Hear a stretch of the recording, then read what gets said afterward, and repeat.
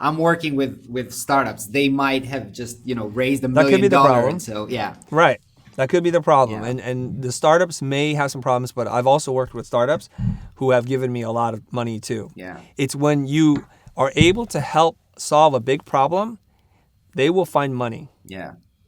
That's the key, right? Because the marketing person says, we can't afford this.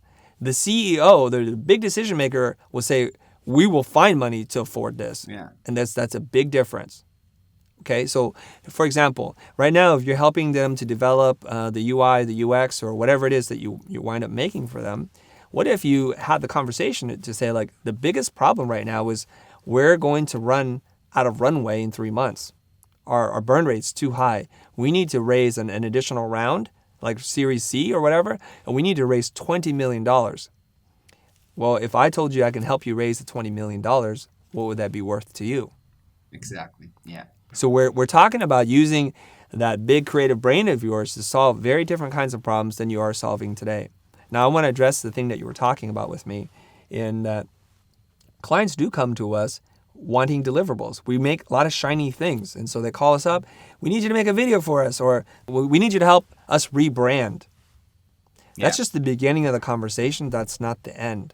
And I usually say, thank you, love it, so happy that you're calling us, but let me ask you a few questions before we kind of go down that path.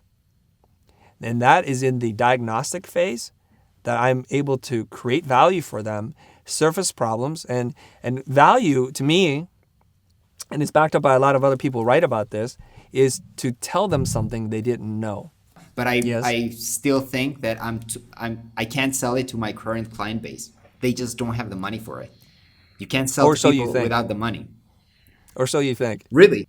Yeah, that's so if you only reinforce, right? So if you only reinforce what they believe. So for example, a lot of designers do this. A lot of designers come in, the clients are talking to them, we need a rebrand because it looks ugly. And then they are like, okay, we'll do an audit. And they come back, you're right, through the questionnaires and customer surveys, your brand and your logo, it's really ugly.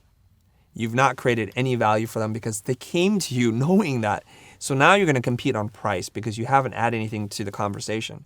However, if they came to you and said, we need to rebrand, and through your process, you come back and say, so here's the thing that we observed.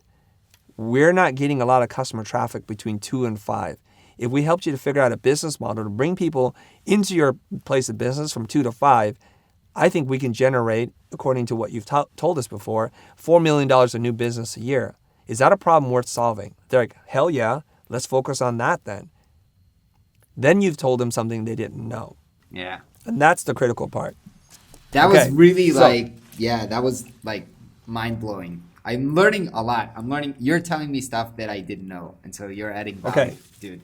Right. Even the definition of adding value was adding value. It's getting super meta right now, you guys. This is like Inception. Like we're in 3 layers into the dream. And we have to remember our totem. Just remember, you're in the dream. Okay.